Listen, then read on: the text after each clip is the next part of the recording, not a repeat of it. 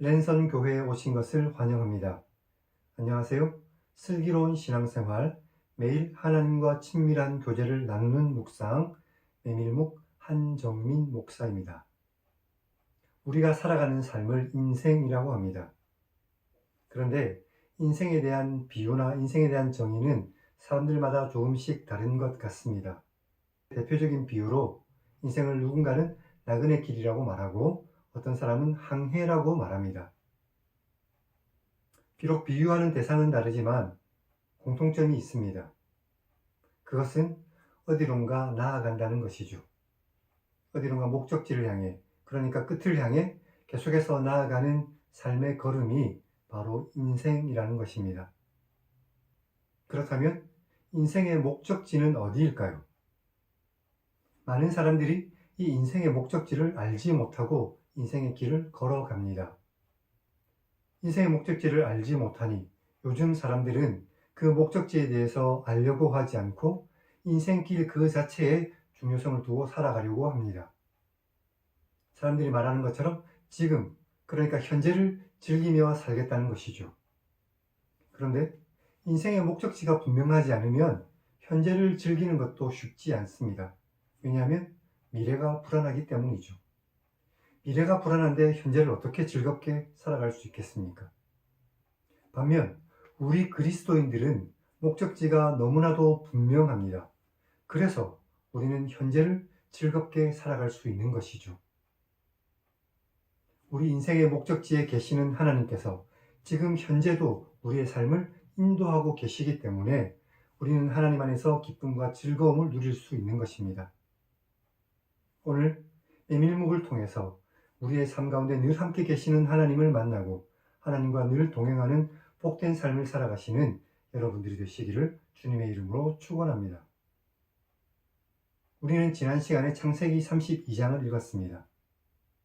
길을 가는 중 하나님의 사자를 만났던 야곱, 그리고 에서의 마음을 누그러뜨리기 위해서 계속해서 예물을 보냈지만 400명을 이끌고 오는 에서 때문에 다시 두려움에 떠는 야곱의 모습을 읽었고, 이런 야곱이 야복 나루에서 하나님을 만나고 하나님과 씨름한 후에 이스라엘이라는 이름을 얻었던 것을 우리는 기억합니다. 오늘은 창세기 33장을 읽겠습니다. 에서가 오는 것을 보고 자신의 아내와 자식들을 순서대로 세우는 야곱의 모습과 야곱을 맞아 반갑게 우는 에서, 그리고 에서와 헤어져서 세겜 땅에 자신의 장막을 치는 야곱의 모습이 오늘 성경에 기록되어 있습니다. 그럼 성경을 읽겠습니다.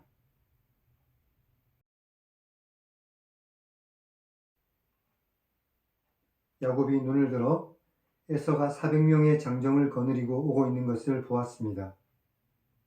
그래서 그의 자식들을 나누어 레아와 라헬과 두 여종에게 맡기고 여종들과 그들의 자식들은 앞에 두고 레아와 그의 자식들은 다음에 두고 라헬과 요셉은 뒤에 두고 자기는 그들 앞에 나아가는데 몸을 7번 땅에 굽히며 그의 형 에서에게 가까이 갔습니다. 그때 에서가 달려와서 야곱을 맞이하여 안고 목을 어긋맞추며 그와 입맞추고 울었습니다. 에서가 눈을 들어 여인들과 자식들을 보고 너와 함께한 이들이 누구냐? 라고 물었습니다. 야곱이 말했습니다. 하나님께서 주의 종에게 은혜로 주신 자식들입니다. 그때 여종들이 그의 자식들과 더불어 나와 절하고 레아도 그의 자식들과 더불어 나와 절하고 그 후에 요셉이 라헬과 더불어 나와 절했습니다. 에서가 또 말했습니다. 내가 만난 이 모든 가축의 떼는 무슨 까닭이냐? 야곱이 말했습니다. 내 주께 은혜를 입기 위해서입니다. 에서가 말했습니다.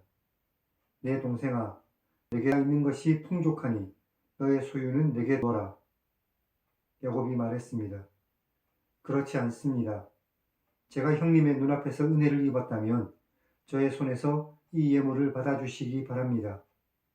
제가 형님의 얼굴을 보니 하나님의 얼굴을 본 것 같으며 형님께서도 저를 기뻐하시기 때문입니다. 하나님께서 제게 은혜를 베푸셨고 저의 소유도 풍족하니 제가 형님께 드리는 예물을 받아 주십시오. 야곱이 계속 권하자 에서가 받았습니다. 에서가 말했습니다. 우리가 떠나자. 내가 너와 동행하겠다. 야곱이 에서에게 말했습니다. 내 주도 아시는 것처럼 저의 자식들은 연약하고 제게 있는 양떼와 소가 새끼를 데리고 있어서 하루만 지나치게 몰면 모든 떼가 죽을 것입니다. 바라건대 내 주는 종보다 먼저 앞서 가십시오. 저는 앞에 가는 가축과 자식들의 걸음대로 천천히 인도하여 세일로 가서 내 주께 나아가겠습니다. 에서가 말했습니다. 내가 내 종 몇 사람을 내게 머물게 하겠다. 야곱이 어떻게 그렇게 하겠습니까? 저에게 내 주께 은혜를 얻게 해주십시오. 라고 말하자 에서는 이날에 세일로 돌아갔습니다. 그리고 야곱은 숫곳에 도착해서 자기를 위해 집을 짓고 그의 가축을 위해 외양간을 지었기 때문에 그 땅 이름을 숫곳이라 불렀습니다. 야곱이 밧단 아람에서부터 평안히 가나안 땅 세겜 성읍에 이르러 그 성읍 앞에 장막을 치고 그가 장막을 친 밭을 세겜의 아버지 하몰의 아들들의 손에서 백크시타에 샀으며 거기에 제단을 쌓고 그 이름을 하나님 이스라엘의 하나님이란 뜻의 엘엘로헤 이스라엘이라 불렀습니다.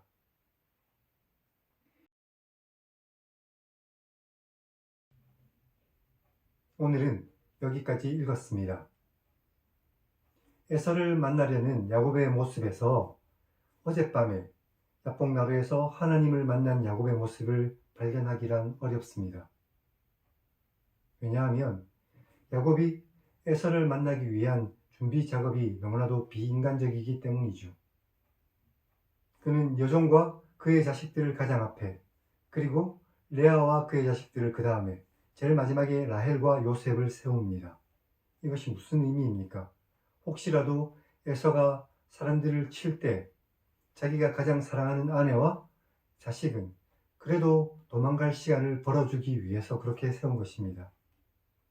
야곱 스스로가 부모의 편애로 문제가 있었던 가정에서 자랐지만 그 역시도 아내를 편애하고 자식들을 편애하는 모습을 지금 보여주고 있는 것이죠. 그리고 지금 이런 편애가 나중에 요셉이 애굽으로 팔려가는 그런 비참한 일로 이어지게 됩니다. 그런데 에서는 야곱에게 아무런 원한이 없었습니다. 하나님께서는 이미 야곱의 걱정을 끝내 놓으셨습니다. 야곱만 걱정하고 있었을 뿐이었죠. 오늘 우리 삶에서도 이런 일들이 있을 것입니다. 이미 하나님께서는 우리의 걱정거리를 끝내 놓으셨지만 우리는 여전히 그 걱정에서 벗어나지 못하고 있는 그런 부분이 있지 않습니까? 돌이켜보시고 하나님 안에서 걱정하지 않고 담대하게 살아가는 우리가 되기를 바랍니다. 함께 동행하자는 에서를 먼저 돌려보내는 야곱은 세일 땅으로 에서를 찾아가겠다고 말하지만 그는 끝끝내 세일로 가지 않습니다. 야곱의 거짓말은 계속해서 이어지고 있죠. 그는 세일로도 그리고 베델로도 가지 않고 세겜 땅에 장막을 칩니다. 그리고 이 일이 다음 장에서 큰 사건으로 이어집니다.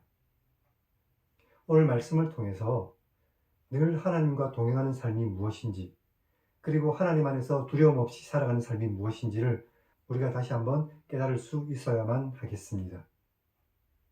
그럼 하나님 1인칭 시점의 성경 읽기를 시청하시기 바랍니다. 야곱의 모든 걱정을 끝내놓으시는 하나님을 우리는 발견할 수 있습니다. 하나님께서는 지금도 우리와 함께 하시고 우리가 두려움 없이 이 땅에서 살아갈 수 있도록 인도하고 계십니다. 염려하지 말고 두려워하지 말고 오직 하나님의 은혜 가운데서 당당하게 이 세상을 살아가는 복된 우리 모두가 되기를 다시 한 번 더 주님의 이름으로 간절히 축원합니다.